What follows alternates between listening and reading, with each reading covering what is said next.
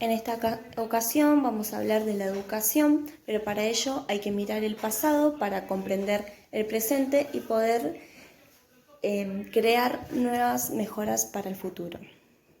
Como ya sabemos, la educación es una práctica social, es universal porque existió siempre, es histórica porque varía con el tiempo y es una construcción que se va desarrollando con el tiempo.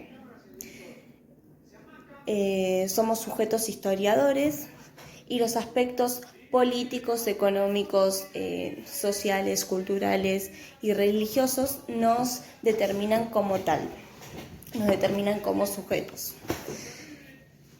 Vamos a abordar esta clase desde el 1492 hacia la actualidad.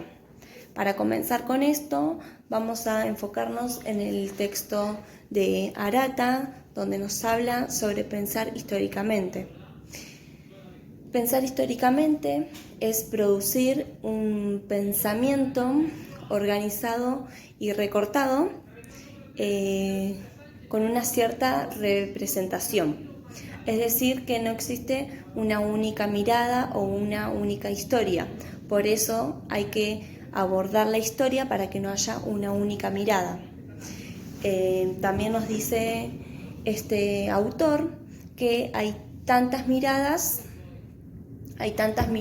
históricas como tantos historiadores. Y para ello nos presenta 4 enfoques para problematizar el campo de la educación. El primer eje es el proyecto educativo hegemónico y sus alternativas, que se impone como una única alternativa, se impone como la verdad absoluta. Y como alternativas nos estamos refiriendo a darle visibilidad a las voces de la sociedad que ven como injusticia a las propuestas educativas. El segundo enfoque es el enfoque interpretativo, que como ya se sabe hay muchos hechos, muchas historias o ideas que merecen ser contadas o recuperadas, pero así como hay esos hechos que merecen ser recuperados, hay otros que no merecen ser recuperados, y eso lo sabemos, eso lo podemos saber según el enfoque o la mirada que tengamos. El tercer eje es la relación entre procesos pedagógicos globales y locales. Acá tenemos que saber que todo lo que pasa a nivel global repercute a nivel local. El último eje, el último enfoque, es el trabajo con las fuentes y los archivos. Acá lo que nos está queriendo decir es que hay que ir a recurrir a los archivos oficiales y no un único archivo. Hay que ir a buscar en muchos archivos, en muchas páginas y en muchas fuentes para no tener una única mirada. Bueno, ahora vamos a hablar de la llegada de los españoles a América. En 1492 es el comienzo de la modernidad y esta tenía una mirada antropocéntrica. ¿Qué quiere decir esto? Que estaba centrada en el hombre. Decía que el hombre tenía características que lo diferenciaban de otras especies. El hombre era el que tenía la razón y se pensaba que el hombre venía a conquistar a la naturaleza. El hombre ya no es el hombre de la fe, sino que a partir de ahora es el hombre de la ciencia. Y esto es lo que conlleva a pensar en la exploración ultramarina, en la cartografía. Se empieza a pensar que la Tierra no es plana y que hay una posibilidad de que la Tierra sea redonda. Esto sirve para fomentar el comercio con los otros países. La Iglesia era la encargada del financiamiento. era la encargada del poder económico y las monarquías eran la encargada del poder político. Antes de la llegada del Colón a América se cruzan dos grandes grupos sociales, por un lado Europa y por otro lado América. América con tres imperios importantes, los mayas, los aztecas y los incas. Colón decía que los indios eran seres sonrientes, fáciles de manipular, que aprendían con la práctica, y es por ello que se lleva a cabo el proceso de evangelización, que este proceso de evangelización trataba de una mano de obra barata, de poder dominarlos y manipular a estos indios. Había dos miradas sobre los pueblos originarios: los bárbaros, que eran los inhumanos, y por otro lado los buen salvajes, que eran los fáciles de manipular y fácil de evangelizar. Ahora vamos a hablar de la educación desde la llegada de los españoles a la independencia argentina. Como sabemos, en el siglo XVIII y XIX nace una nueva corriente, que es la corriente del iluminismo, la que nosotros conocemos como la Ilustración, que es una nueva... que esta idea es implementada por la nueva clase social, que es la burguesía. En Europa, a nivel político, estaba estructurado por las monarquías, y este lugar lo ocupaban las personas que eran hijas de los reyes. El lugar de ser rey lo ocupaban por ser hijos del rey o por tener la sangre familiar. No podía cualquier persona ocupar ese rol. El poder político empieza a replantearse algunas cuestiones, como la igualdad de la sociedad ante la ley. A partir de esto nace la Revolución Francesa en 1789, y las monarquías pierden el poder político, y es Napoleón el encargado de ese poderío. La sociedad comienza a elegir quién debía gobernarlos. Y tenían una idea, que es la de formar a un ciudadano. En 1760 cambia la economía con la Revolución Industrial. Hay una nueva forma de producción, hay una nueva manera de producir, y las fábricas se instalan en las ciudades, se amplía el comercio, hay nuevas fuentes de trabajo. Por eso la idea de educación era formar al trabajador para la producción. A partir de la revolución burguesa surgen otras revoluciones, como la revolución demográfica y la agrícola, que esto le dan el pie a que se produzca en cantidad para luego venderlo a los otros países. En 1808 cae la figura de España de ese momento, y esta información es llegada a los criollos en América. España impedía el libre comercio, por eso no podía comercializar con Inglaterra. Los criollos no estaban de acuerdo con esta idea, por eso es que ellos comercializaban con las otras potencias, pero a través del contrabando.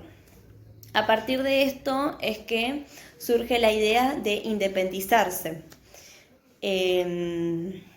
Y surgen dos vertientes. Una era la de los conservadores y la otra era la de los liberales. Los conservadores no estaban de acuerdo de esta independización, ya que no les favorecía a la clase alta. Y los liberales sí veían bueno la independización. Entre 1808 y 1862 se da la conformación de la República Argentina, que se empieza a organizar con la idea liberal de Sarmiento, en donde tenía la idea de una educación para todos, pero excluyendo a los indios y a los bárbaros. y los que querían obtener esta educación debían civilizarse para poder obtener esta soberanía política. La conformación del sistema educativo durante 1862 y 1880 estuvo dirigida por 3 presidencias. La primera, la de Mitre, la segunda de Sarmiento y la otra, la de Avellaneda, donde los 3 tenían una postura liberal, pero Mitre y Avellaneda tenían la idea de una educación para la élite, y Sarmiento tenía la idea de una educación para todos, pero excluyendo a los gauchos y a los pueblos originarios. Durante estas 3 presidencias se crearon escuelas nacionales y la Ley de Educación Común. En 1880, con la presidencia de Julio Roca, el cual tenía una postura oligárquico-liberal, ya que la Argentina ingresaba al mercado internacional siendo agroexportador, donde con esto había un crecimiento económico en el país. Se creó el registro civil para quitarle poderío a la Iglesia en la sociedad. En 1884 se sancionó la ley 1420, en donde ésta promulga que la educación debe ser mixta, obligatoria, gratuita, gradual y laica.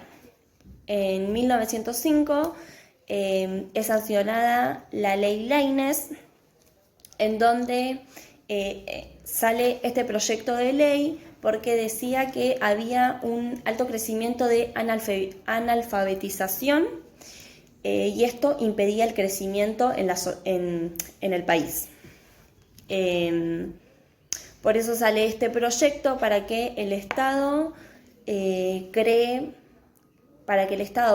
escuelas nacionales en las provincias que se desean. La educación con los gobiernos peronistas trajo cambios a nivel político, social, económico, cultural, y se pensaba que iba a haber un bajo nivel económico, pero por lo contrario hubo un alto crecimiento económico en el país, ya que se comenzó con el proceso de industrialización y la sustitución de importaciones, en donde el país empieza a producir y a fabricar dentro del mismo y deja de comprar a los otros países. Es por ello que se crean fuentes de trabajo, fábricas y empresas para el trabajo.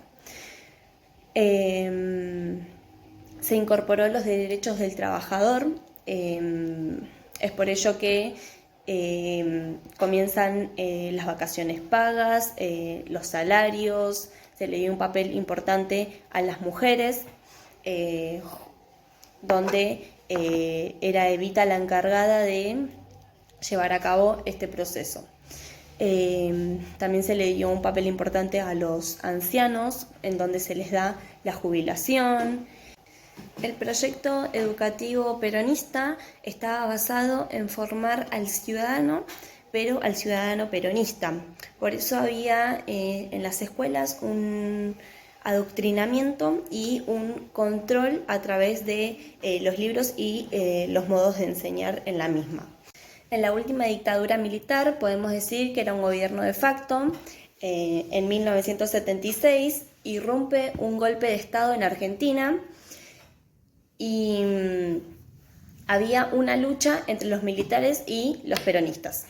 Argentina estaba en un desorden y la ideología de los militares era crear un orden social, ideológico y económico, en donde esto trajo una crisis económica en el país. Había un abuso de poder por parte del Estado hacia la sociedad. Todas las personas peronistas eran perseguidas, eran exiliadas o eran vistas como peligrosas. En los 90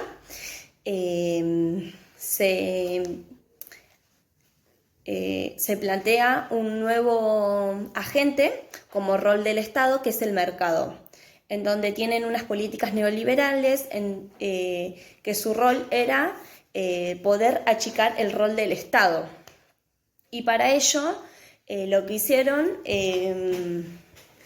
se pensó la ley de transferencia, que era transferir todas las escuelas a las provincias. También se pensó las privatizaciones, que eran poner en privado todas las empresas, las escuelas, los servicios que eran del Estado, que pasen a ser privados para que estos empiecen a generar dinero para el país. Había una alta calidad de desempleo y es por ello que había abandonos de escuelas, las personas empezaban a dejar de ir al colegio y pasaban a trabajar, ya que trabajar y estudiar era básicamente lo mismo. En el ámbito educativo había un control de contenidos en donde te decían lo que vos podías enseñar. Las docentes eran exiliadas o perseguidas, había un contenido de control de la alfabetización, no se podía enseñar todas las letras, te daban libros para que vos puedas enseñar cierto contenido, y si habían canciones o libros en donde se hablen del peronismo, eran censurados. La educación con las políticas neoliberales trajo una crisis económica en el país. Por eso es que se pensó, se generó el segundo Congreso Pedagógico Nacional, en donde se plantearon cuáles eran las formas y las salidas para la educación. Una de las ideas planteadas era la ley de las transferencias. Esta estaba basada en transferir todas las escuelas nacionales a provinciales, pero no se tuvo en cuenta que las provincias que tenían mayor recurso iban a tener una mejor calidad educativa que las que no lo tenían. Por otro lado, la segunda idea que se obtuvo era la privatización. Privatizar todas las empresas y los servicios que estaban a manos del Estado, que pasen a ser privados, y para poder achicarle ese rol al Estado, y que esas empresas que no estaban generando dinero en el país empiecen a hacerlo. Pero no se tuvo en cuenta tampoco que esa consolidación se daba de acá a 99 años, y durante todo ese periodo no le estaba generando dinero al país. También las personas que estaban trabajando en esas empresas, ya sea las empresas que cerraban o pasaban a ser privadas, las personas quedaban en desempleo y no le daban, eso es lo que generó una tasa alta de desempleo en el país. Y el tercer acuerdo que hubo en el Congreso fue la Ley Federal de Educación 24.195, en donde se promulga, se extiende la obligatoriedad de la educación a 10 años. Y también se plantea que la educación pública iba a tener dos ámbitos, la estatal y la privada. La ley federal trajo desigualdad en la calidad educativa. En el 2003, con el gobierno de Kirchner, hubieron cambios a nivel educativo. Uno de ellos fue la sanción de la Ley Nacional 26.206, en donde se extiende la obligatoriedad de la escolarización, que comienza a partir de los 4 años. Y también se empieza a pensar que los niños de 45 días pueden ser inscriptos en los jardines maternales. Otra de las cosas que se plantea en esta ley es que el PBI no podía estar debajo del 6% de la educación. Lo otro que se plantea es que la educación pública se da en dos ámbitos, en el ámbito privado y en el ámbito estatal. Por otro lado, tenemos a la ley provincial 13.688, en donde nos dice que la educación estatal no va a brindar una educación religiosa y que la educación privada sí la va a dar, pero esto va a ser elección de las familias. También en esta ley se plantean cursos de capacitación para los docentes, para que se puedan capacitar para sus enseñanzas, y se piensa en una educación integral, y es por ello que a partir de esta ley también nace la Ley de Educación Integral y la Ley ESI.